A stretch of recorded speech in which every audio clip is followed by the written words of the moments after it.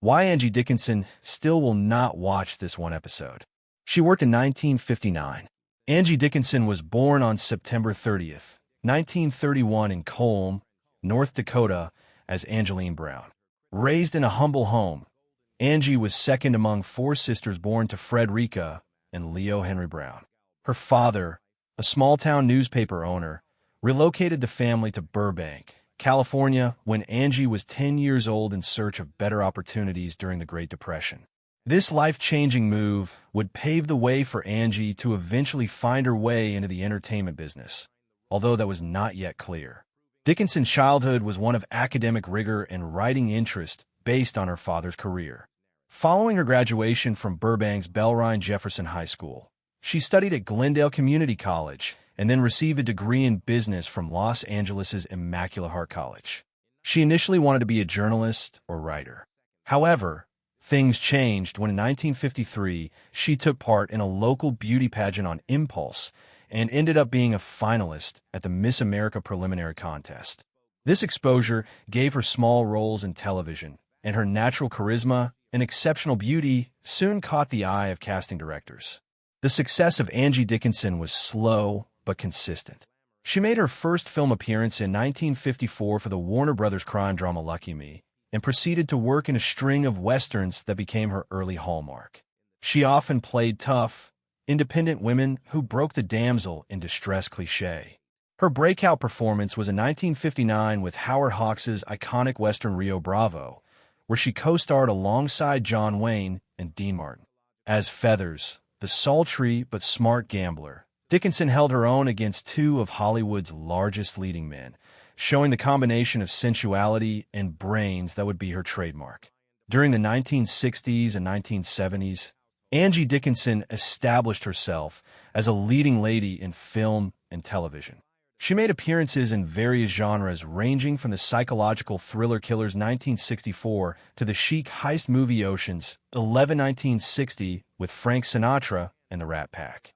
She became close with Sinatra, and that only added to her mystique as a glamorous woman effortlessly gliding through both Hollywood and high society. But even as beautiful and talented as she was, Dickinson was never mere eye candy. Directors valued her dramatic range, as audiences loved her vulnerability and depth in front of the camera. Her longest and most pioneering acting came in 1974 when she was hired to play Sergeant Suzanne Pepper Anderson in the television series Policewoman. The series ran until 1978. The show was innovative for the era, as it included a woman playing a serious law enforcement character, which was seen little on television during that time. Dickinson's performance as the gruff but sensitive detective brought her critical recognition, a Golden Globe Award, and numerous Emmy nominations. Most importantly, she helped inspire an entire generation of women to pursue careers in law enforcement and show that a woman could single-handedly sustain a primetime drama. Policewoman paved the way for subsequent female-fronted police and action series. Later in life, Dickinson was a well-respected and well-liked figure in Hollywood. Dickinson continued working sporadically through the 1990s and early 2000s on such projects as Dressed to Kill, 1980, where her work as a frustrated housewife about sex drew her critical praise.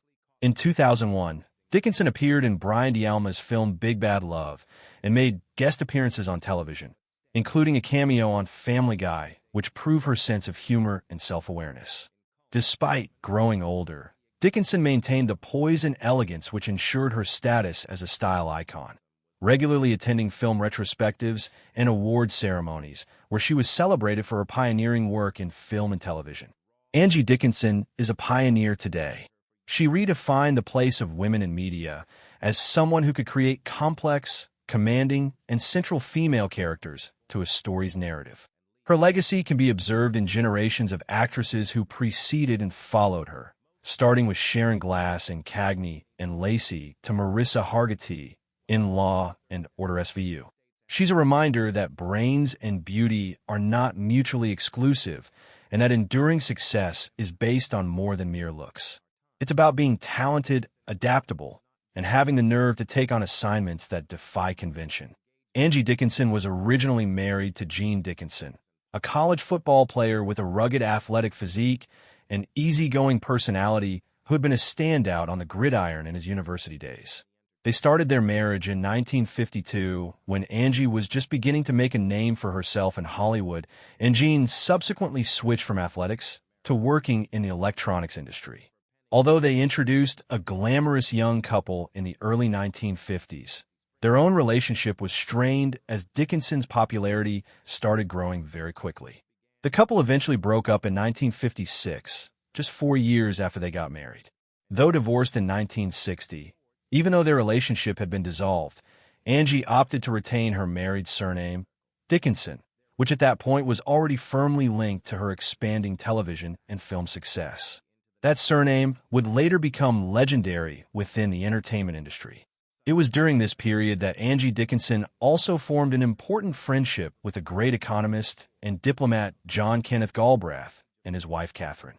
The Galbraiths, highly regarded in intellectual and political communities, gave Angie a glimpse into a vastly different world, a world of academia, diplomacy, and global affairs. Through her friendship with the Galbraiths, she made visits to their residence and ultimately trips that profoundly enriched her existence. Most notably, Dickinson joined the Galbraiths on several occasions when John was the United States ambassador to India during 1961 to 1963 under President John F. Kennedy. These trips and encounters are detailed lavishly in Galbraith's memoirs, Ambassador's Journal, and A Life in Our Times, where Dickinson is referred to not only as a Hollywood celebrity, but also as a considerate and interested traveler who had a genuine interest in the politics and cultures of the destinations she visited.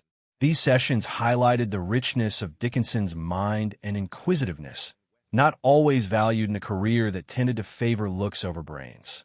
In 1965, Dickinson married her second husband, renowned composer and songwriter Burt Bacharach, one of the key figures in American popular music.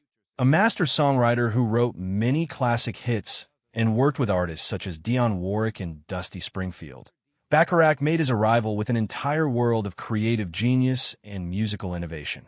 Dickinson and Bacharach were one of the most glamorous and spoken-about couples of the time and could be seen regularly in the pages of Life, People, and Time magazines. Theirs was a 16-year union, a sizable chunk in the entertainment field, even though it was not without its challenges. During the latter part of their relationship, the two experienced a time of separation when both of them pursued relationships with other individuals. Yet there was always a connection between them, a residual bond which was further strengthened by the fact that they had their daughter.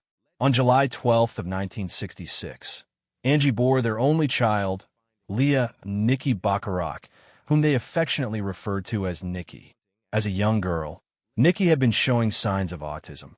Although then, awareness of autism was low, and diagnostic tests were still in the process of development. Dickinson and Bacharach became committed to caring for her, going through a process of emotional, medical, and logistical complications. Nikki had a hard life with mental health battles and the restrictions placed on her by her illness. Angie especially became her main advocate and caregiver, leaving behind numerous professional prospects to attend to the needs of her daughter.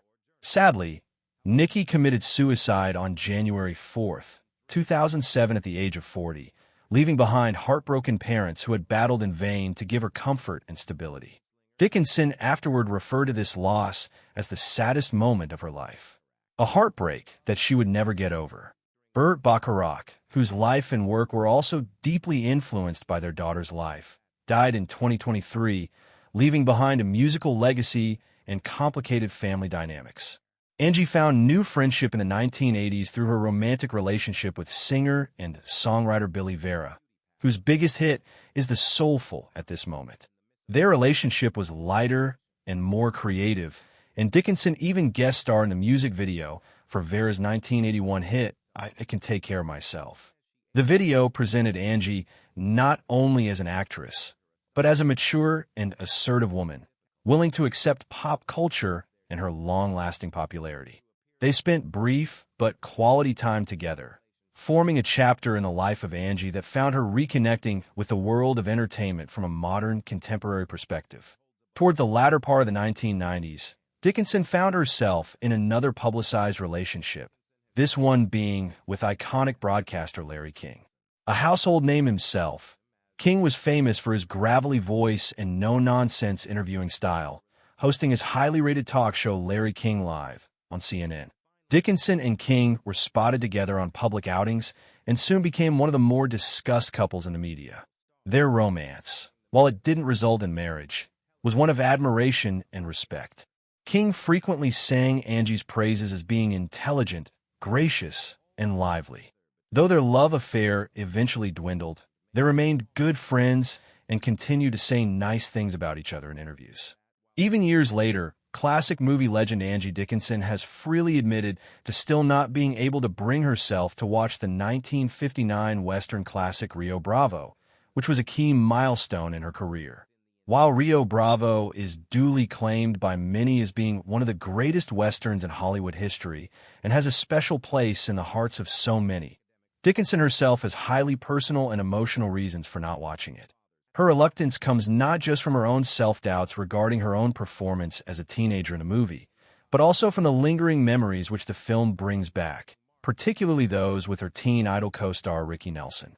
Angie Dickinson herself was a newcomer to stardom at the time she played the role of Felina in Rio Bravo. She already had a string of B and television supporting roles to her credit, but Rio Bravo was her first significant appearance alongside screen legends John Wayne and Dean Martin.